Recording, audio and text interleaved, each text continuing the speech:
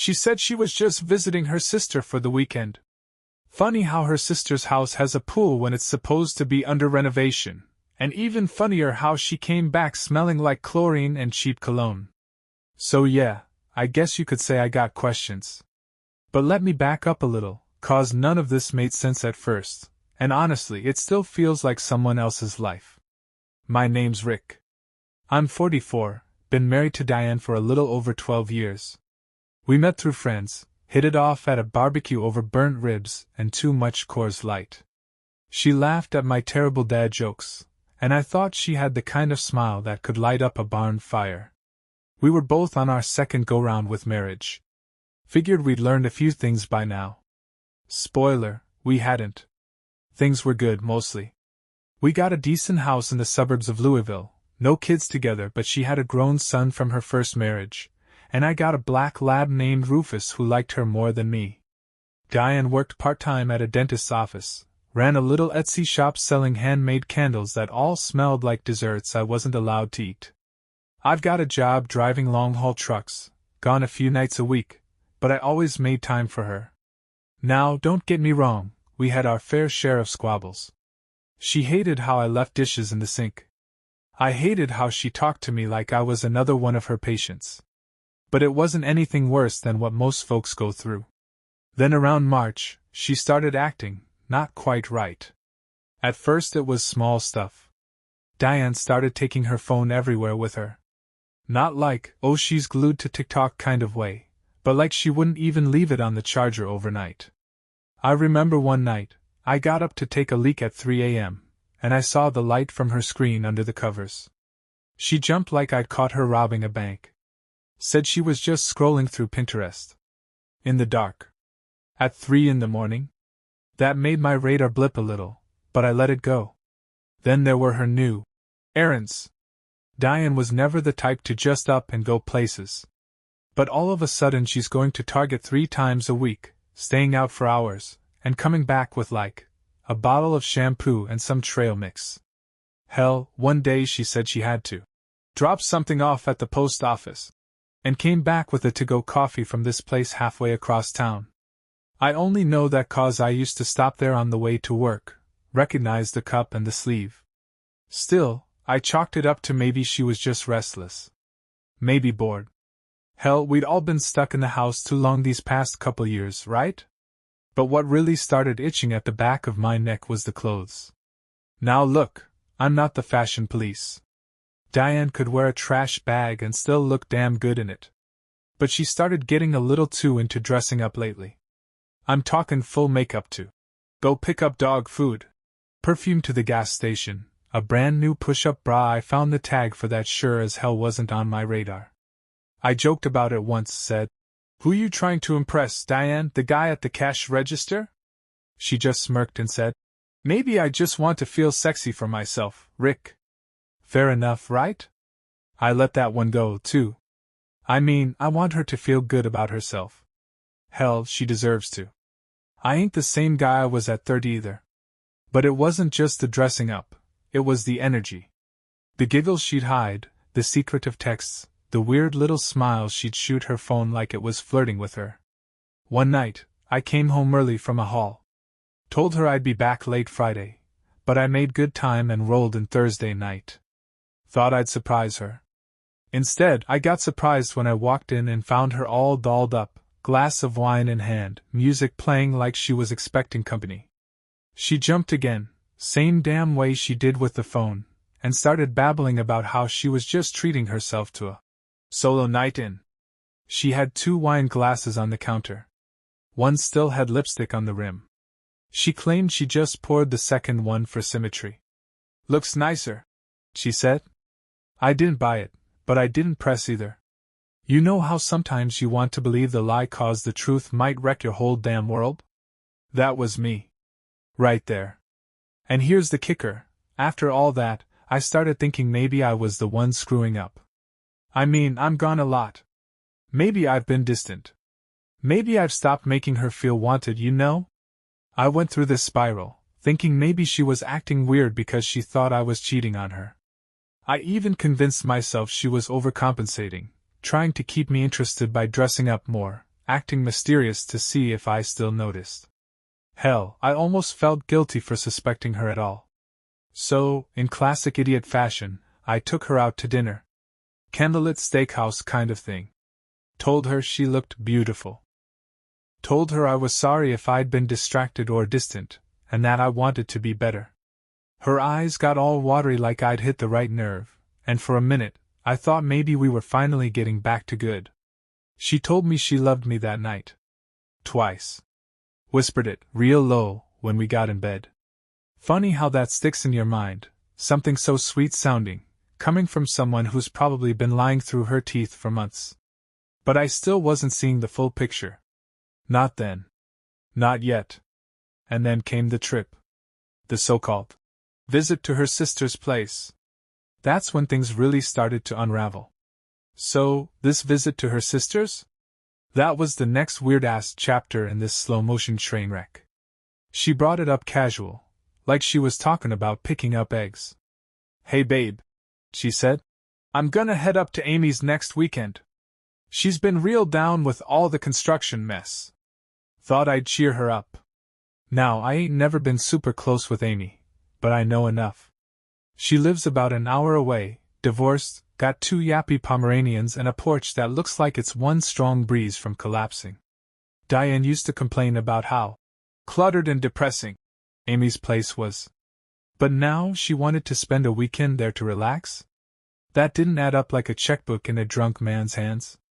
Still, I nodded, said all right, gave her a kiss and told her to drive safe. Didn't even raise an eyebrow. But my gut? It started squirming like worms in hot dirt. Right before she left, she packed this small roller suitcase. Nothing crazy. But I noticed her throw in her nicest nightgown. The red one with the slit up the thigh. The one she only wore when we were getting real frisky. I asked, "You really need that for Amy's place?" She laughed and said, "You never know, I might want to feel cute." I said, "Ain't nobody feeling cute around drywall dust and 2 angry pursed dogs." She gave me one of those fake smile smirks. You know the kind. The "shut up and drop it" kind. So I did. Or at least pretended to. While she was gone, I tried to keep busy. Took Rufus on a long walk. Did some yard work.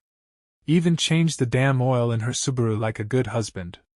But she wasn't texting much. No. Miss you. No pictures, no updates on Amy's dogs barking their heads off. And she always sends pictures. Especially when she's bored. Usually I can't even eat a sandwich without a text going off with, "Look what I found at TJ Maxx." But now, radio silence. So around Sunday afternoon, something in me just couldn't let it sit. I was supposed to be hauling out to Indianapolis Monday morning, but I pushed it back a day and took a drive. Just a friendly drop-by. You know? When I pulled up to Amy's, place looked deserted. No cars. Curtains drawn. No sound of dogs. Porch light off, even though it was starting to get dark. I walked up, knocked once. Nothing. Knocked again. Still nothing. That's when my phone buzzed. It was Diane. She said, "Hey babe. Just stepped out to grab lunch with Amy and her friend from Pilates. What's up?" I looked at the empty driveway and cracked up paint peeling off Amy's doorframe. "Just thinking about you," I said. "You guys having fun?" "Oh yeah," she said. "It's been great. Amy's showing me all the new fixtures she picked out for the bathroom. Place is still a mess though. Now, I ain't a detective. But I know what a lie smells like. And this one stunk worse than a week-old tuna sandwich in a glove box. I didn't push her right then. Didn't even tell her where I was. Just said, "Glad to hear it. Tell Amy I said hi." Drove home slow. Thinking. Trying to piece things together without jumping to conclusions. I mean, maybe they were out. Maybe I just caught a weird time. Could be. Still. I started going over stuff in my head. All the recent weirdness. The late-night phone giggles. The second wine glass. The damn red nightgown. Monday, she came home like nothing was wrong. Big smile, kiss on the cheek, smelling like hotel soap. Not Amy's dogs. Not drywall. But soap. Fresh, floral. Like she'd just come out of a Hilton shower. I said, "How's Amy?" She said, "Exhausted. I think the renovations are making her crazy. I barely got any sleep, those dogs bark at everything." I nodded. "Yeah? Which bathroom are they remodeling again?" She blinked. "Huh! You said she was showing you new fixtures for the bathroom. Master or guest?" She paused half a second too long. "Guest." I knew Amy only had one bathroom. Still didn't say anything. Just logged that one in the oil brain vault. Now, here's where I messed up. I started wondering if maybe I was the problem again. I thought, what if I'm turning into one of those guys? The paranoid, bitter type.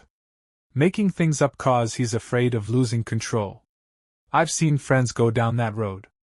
Turn into guys who start checking their wives' phones and sniffing laundry for cologne. I didn't want to be that guy. So I told myself, "She's not cheating, Rick. You're being a jackass." We had a good week after that. She cooked meatloaf, we watched reruns of NCIS, she laughed at my dumb jokes again. Even initiated sex for once. Thought maybe I'd just been reading too much into things. I went on the road again, 4-day haul out to Cincinnati and back, and when I got home, she had candles lit. One of her own damn Etsy creations. Autumn bourbon spice. She was in her flannel robe, barefoot, glass of wine in hand. "Welcome home, cowboy," she said. I smiled. Hugged her. Told myself to let it go. And I did, for about 3 more days. Then came the phone call. Wasn't meant for me. Came while she was in the shower. Her phone buzzed, screen lit up on the nightstand. Message preview said, "Had a great time this weekend. Can't stop thinking about your laugh. Call me." And the number? Wasn't saved. Just a number. Area code from 2 states over. I didn't open it. Didn't need to. Just stared at it. Could feel my pulse in my jaw. When she came out of the shower, towel wrapped tight, hair wet and hanging over one shoulder, I asked real casual, "Anyone text?" She glanced at her phone and said, "Just Amy. She wants to plan a spa day." I just nodded. Then went to the kitchen. Poured myself a drink. And started making a plan. The week after that mystery message came in, things were quiet. Too quiet. Diane was acting sweet as pecan pie again. Fixing my favorite dinners. Asking about my hauls. Watching Yellowstone on the couch with her feet in my lap like nothing was off kilter. Like I hadn't seen that text. Like I hadn't clocked the way she didn't even blink when she lied about it being Amy. I didn't confront her though. I played it cool. Smiled. Kissed her forehead. Even took her out to that Italian place she likes. The one where they serve breadsticks the size of baseball bats, and the wine costs more than a tank of diesel. I figured, hell, maybe I'm just unraveling over nothing. I mean, people text flirty crap all the time these days, right? Doesn't always mean something. Could be some weird spam. Could be someone else entirely. The truth is, I wanted to believe her. We'd been together long enough to have weathered real storms, job losses, health scares, one Christmas where we had to pawn her engagement ring just to buy groceries. I kept telling myself, "Rick, don't throw it all away on a hunch." So I flipped the script in my head. Started thinking maybe I was the one acting out. That maybe I was emotionally checked out. I mean, all this driving, the long hours, the way I'd get home and be too tired to talk, maybe she just missed feeling important. I know how women are. Hell, how people are. We all want to feel special to somebody. And maybe I hadn't done a great job of that lately. So I decided to fix it. No more suspicion. No more tiptoeing around her moods or decoding every damn look on her face. I'd just be better. I left her a note one morning before I headed out. "Love you. Don't forget that." Simple. Clean. Tucked it under her coffee mug. She texted back an hour later with a picture of the note, and a row of heart emojis. That bought me another week of peace. maybe 2. Then came the damn charity dinner. She said it was some local dental thing. Her boss was getting honored at this hoity-toity banquet downtown, and she asked if I could go with her. Normally, I'd rather eat gravel than sit through speeches about flossing techniques, but I figured this was one of those show up or pay later situations. So I said sure. Got my one decent suit pressed. Even trimmed the beard. She looked stunning. Tight black dress. Hair curled like she was heading to the CMA Awards. She even wore heels, which she hates because of her bunions, but not that night. That night she was strutting like she was trying to win something. The event was fine, I guess. A room full of people pretending they enjoy rubber chicken and auctioning off baskets of crap no one actually wants. But Diane? She was on fire. Laughing, sipping champagne, mingling like she was the damn mayor. Then I noticed this guy. Tall fella. Little too tan for early spring. Salt and pepper hair. He wasn't from around here. Had a smooth kind of charm. He made a joke about teeth and Diane laughed a little too loud. Put her hand on his forearm. Real familiar like. Now, I ain't the jealous type. Hell, I know how to read a room. But there was something off about him, the way he looked at her. Not just like she was pretty, but like they'd already shared something. Or planned to. Later on, I asked who he was. She said, "Oh, that's Dr. Halverson. He owns that cosmetic place 2 towns over. I met him at a seminar once." I said, "He seemed to know you pretty well." She laughed. "I'm unforgettable, babe." That was her answer. I didn't push it. Just filed the name away for later. 2 nights after that, I caught her sneaking out to the porch at midnight to take a phone call. Whispering. Said it was Amy again, having a breakdown over her ex. Diane always did have a soft spot for sad stories, but that call felt rehearsed. Like she'd been waiting for me to fall asleep. And still, I did nothing. I was holding on to hope so hard it felt like a vice grip on my ribs. Because here's the twisted part, I started blaming myself again. Not just for the distance or the work hours, but for being suspicious. I thought maybe I was driving her crazy with my coldness. That all this imagining and stewing was making me the villain in my own damn house. So I gave her the benefit of the doubt. One last time.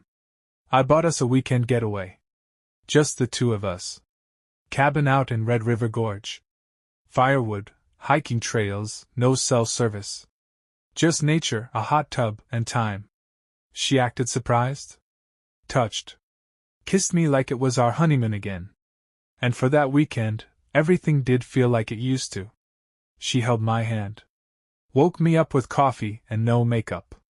We laughed about the woodpecker that kept knocking on the gutter. We made love like we weren't both carrying around suitcases of doubt. By the time we drove back, I told myself this story was over. That whatever bump we hit, we'd smoothed it out. The fog had passed. And then I saw it. As she unloaded the bags, her purse fell over. Her phone slipped out. Nothing big. Just a couple receipts fluttering out with it. But one caught my eye, folded up, jammed between her wallet and a tube of lipstick I didn't recognize. A hotel receipt. From a place an hour north. Same weekend she was at Amy's. Last month. The room had a king bed. 2 guests. Saturday and Sunday night. My chest went cold. My ears rang like I'd opened a freezer too fast. I didn't say a damn word. Just watched her bend down, scoop it all up, stuff the receipt back without even looking at it. She smiled at me. Said, "Want me to start laundry?" I said sure. And then I smiled back. Because right then, I knew I wasn't crazy. I wasn't broken. I wasn't imagining anything. I just needed to be patient. Real patient. And wait for the perfect moment to let the truth hit her like a sledgehammer. After I found that hotel receipt, I swear, the whole world got quieter. Not in a peaceful way. More like the calm right before a thunderstorm. The air felt heavy still. I moved slower. Watched more. Took mental notes like I was prepping for a court case. And Diane? She just kept on floating through the house like nothing was off. Still humming in the kitchen. Still putting on that lotion that smells like vanilla and dreams. Still calling me, babe, like she wasn't dragging a knife behind her back. But I didn't show my hand. No, sir. I smiled when she smiled. Laughed when she laughed. Played it easy. I wanted her comfortable. I needed her to feel safe. 'Cause folks only get real sloppy when they think no one's watching. The tension was eating me up on the inside, though. Every little thing felt like a test. One night I offered to do the laundry, which she usually jumps at, but she hesitated. You don't have to, Rick. I'll get it tomorrow. Now, maybe I'm just paranoid, but I've never seen someone guard a hamper like that unless there was something hiding in the pockets. But I didn't press it. Just nodded and said, All right, sweetheart. She's clever, I'll give her that. Started throwing more affection my way. Packed my lunch one morning with a little note that said, Miss you already? Bought me a new razor like she was trying to butter me up. One night she even pulled out a bottle of bourbon I'd been saving and poured us both a glass. Felt like we needed a little something special, she said, clinking her glass to mine. I clinked right back.